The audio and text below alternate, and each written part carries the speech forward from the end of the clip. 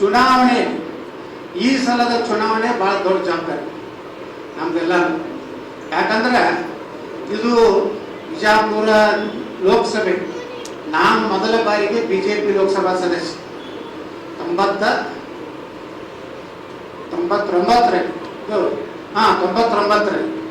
94ರಿಂದ 99 ಶಾಸಕನಾಗಿದ್ದೆ.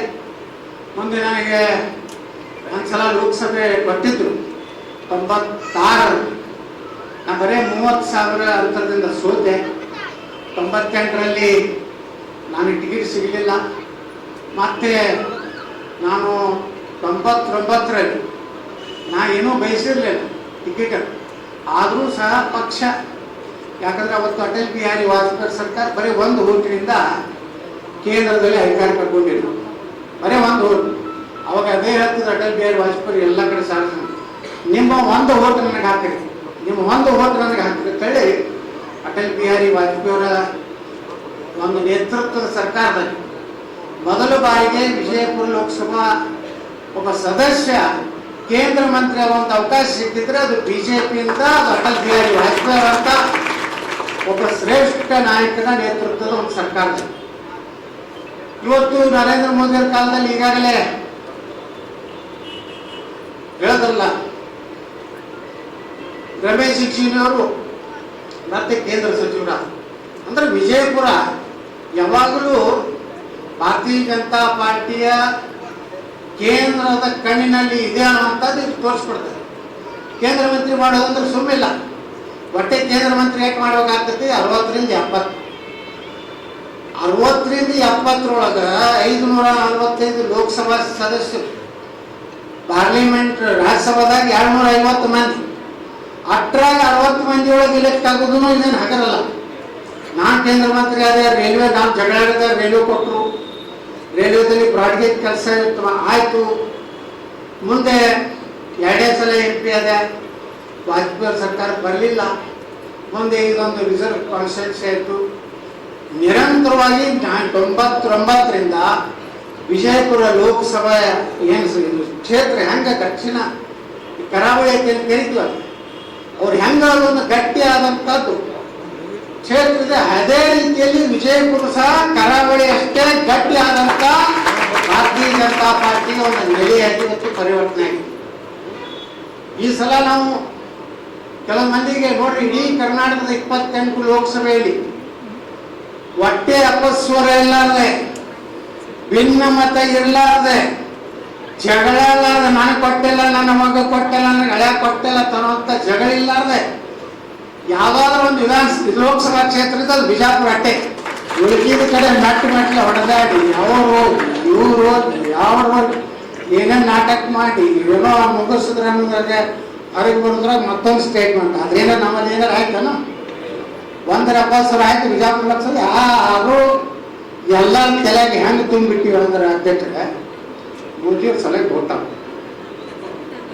ಇಟ್ಟು ಮಾಡಿ ಇಟ್ಬಿಟ್ಟು ಬಿಜಾಪುರ ಮತ್ತೇನೂ ನಡೀದಿಲ್ಲ. ಜನರಿಗೆ ಇವತ್ತು ಏನು ಬೇಕಾಗಿದೆ, ನಮ್ಮ RS ಪಾಟೀಲ್ರು, ಮಳಗೌಡರು ಎಲ್ಲರೂ ಹೇಳೋದಂಗೆ ನರೇಂದ್ರ ಮೋದಿ ಅವರು ಅವ್ರ ಸಲುವಾಗಿ ನಾವು ಈ ಓಟ್ ಹಾಕುವುದಿಲ್ಲ, ರಮೇಶ್ ಜಿಗಜಿಣಗಿ ಸಲುವಾಗಿ ಓಟ್ ಹಾಕುವುದಿಲ್ಲ, ಬಸನಗೌಡ ಪಾಟೀಲ್ ಯತ್ನಾಳ್ ಸಲುವಾಗಿ ಓಟ್ ಹಾಕುವುದಿಲ್ಲ. ನಮ್ಮ ರಕ್ಷಣೆಗಾಗಿ ಇವತ್ತು ನಮ್ಮ ಓಟ್ ಬಿಜೆಪಿಗೆ ಹಾಕುವಂತ ಕಾರಣ. ನಮ್ಮ ನಾವೇ ಹಾಳು ಮಾಡ್ಕೋಬೇಕಾಗಿ ನರೇಂದ್ರ ಮೋದಿ ಅವ್ರು ಸೋಲಿಸ್ಬೇಕಟ್ಟೆ. ನಮ್ಮ ಮನೆ ಮುರಿಬೇಕಾದ್ರೆ ನರೇಂದ್ರ ಮೋದಿ ಅವರ ಚುನಾವಣೆಯಲ್ಲಿ ನಾವು ಅನ್ಯಾಯ ಮಾಡ್ತೀವಿ. ಯಾವ ಸ್ಥಿತಿಯಲ್ಲಿದೆ ಭಾರತ ಇವತ್ತು? 10 ವರ್ಷದ ಸಾಧನೆಗಳ ಬಗ್ಗೆ ಇವತ್ತು ನೀವು ಮನೆ ಜನರಿಗೂ ಬರ್ತದೆ. ಸಾಮಾನ್ಯ ಒಂದು ಮಹಿಳೆ ಹೋಗಿ ಕೇಳ್ರಿ, ಯಾರಿಗೆ ಓಟ್ ಹಾಕ್ತೀವ? ನಾವು ನರೇಂದ್ರ ಮೋದಿಗೆ ಹಾಕ್ತೀವಿ. ಎದಕ್ಕೆ? ಚಲೋ ಕೆಲಸ ಮಾಡ್ತೀವಿ. ಅವ್ರಿಗೆ ಹೋದ್ರು ಕೇಳ್ತಾರೆ, ಏನು ಕೆಲಸ ಮಾಡ್ತಾರೆ, ಹೆಂಗೆ ಮಾಡ್ಯಾರ, ಏನಿಲ್ರಿ ಗ್ಯಾರಂಟಿ ಪಾರಂಟಿ, ಮೋದಿ ಒಂದೇ ಗ್ಯಾರಂಟಿ ಅಂತ. ದೇಶ ಉಳಿಬೇಕು, ನಮ್ಮ ಸಮಾಜ ಸನಾತನ ಧರ್ಮ ಉಳಿಬೇಕು, ನರೇಂದ್ರ ಮೋದಿ ದೇಶಕ್ಕೆ ಕಡಿಮೆ. ನೋಡಿದ್ರೆ ಕಾಂಗ್ರೆಸ್ಸಿನ ನಿನ್ನೆ ಪ್ರಣಾಳಿಕೆ ಕಾಶ್ಮೀರದ 370 ತೆಗಿತೀನಿ ಅಂತ ಹೇಳ್ಯಾರ. ಅದೇ ರೀತಿ ಅಲ್ಪಸಂಖ್ಯಾತರ ರಕ್ಷಣೆಗಾಗಿ ಮತ್ತೊಂದು ಕಾನೂನು ಮಾಡ್ಲಿಕ್ಕೆ ಇವತ್ತ ಅವರಿಗಾಗಿ ಅವ್ರ ರಕ್ಷಣೆಗಾಗಿ ಮತ್ತೊಂದು ಅನ್ನೋದು ಕಾನೂನೇ. ಅಂದ್ರೆ ಹಿಂದೂಗಳಿಗೆ ಯಾವುದೇ ರಕ್ಷಣೆ ಇಲ್ಲ ಈ ದೇಶನಾಗ, ಇನ್ನು ಮ್ಯಾಗ ದಲಿತರಿಗೆ ಯಾವುದೇ ರಕ್ಷಣೆ ಇಲ್ಲ, ಮುಸ್ಲಿಮರ ಅಲ್ಪಸಂಖ್ಯಾತರ ರಕ್ಷಣೆ ಮಾಡೋದು ನಮ್ಮ ಕಾನೂನು ಅಂತ ಹೇಳುವಾಗ ಇದಕ್ಕಿಂತ ದುರ್ದೈವ ಏನು ಅಗ್ನಿಪಥ್. ಈ ಅಗ್ನಿಪಥ್ ರದ್ದು ಮಾಡ್ತೀನಿ ಅಂತ ಹೇಳ್ಯಾರೆ. ಅಗ್ನಿಪಥ್ ಇವತ್ತು ರದ್ದು ಮಾಡೋದು ಅಂದ್ರೆ ಅಷ್ಟೇನು, ನಮ್ಮ ಯುವಕರು 4 ವರ್ಷ ಭಾರತೀಯ ಸೇನೆಯಲ್ಲಿ ಸೇರಿದ್ರಂದ್ರೆ ಆ 4 ವರ್ಷದಲ್ಲಿ ಅವ್ರು ಏನಾದರೂ ದೇಶಕ್ಕಾಗಿ ಅವರು ಏನಾದರೂ ಹುತಾತ್ಮರಾದ ನಂತರ ಆ ಕುಟುಂಬಕ್ಕೆ 54 ಲಕ್ಷ ರೂಪಾಯಿ ಇನ್ಶೂರೆನ್ಸ್. 4 ವರ್ಷ ಅವರ ಪೀರಿಯಡ್ ಮುಗಿದ್ರಾಗಿ ಮಿಲಿಟರಿ ಒಳಗೆ 25ರಿಂದ 30 ಲಕ್ಷ ರೂಪಾಯಿ ಅವ್ರಿಗೆ ಪೆನ್ಷನ್ ಏನೋ ಕೊನೆಯದು ಕೊಟ್ಟು ಅವ್ರು ಸುರಕ್ಷಿತವಾಗಿ 4 ವರ್ಷ ಭಾರತದ ಸಲುವಾಗಿ ಸೇವೆ ಸಲ್ಲಿಸಿದಂಥ ಯುವಕರನ್ನ ಅಗ್ನಿಪಥ್ ಅಂತ ಹೇಳಿ ಒಂದು ಹೊಸ ವಿಚಾರವನ್ನ ನರೇಂದ್ರ ಮೋದಿ ಎದುರು ತಂದಪ್ಪ ಅಂದ್ರೆ ಇವತ್ತು ಪ್ರತಿಯೊಂದು ಹಳ್ಳಿಯೊಳಗೂ ದೇಶದ್ರೋಹಗಳು ತಯಾರಾಗ್ಯಾರ.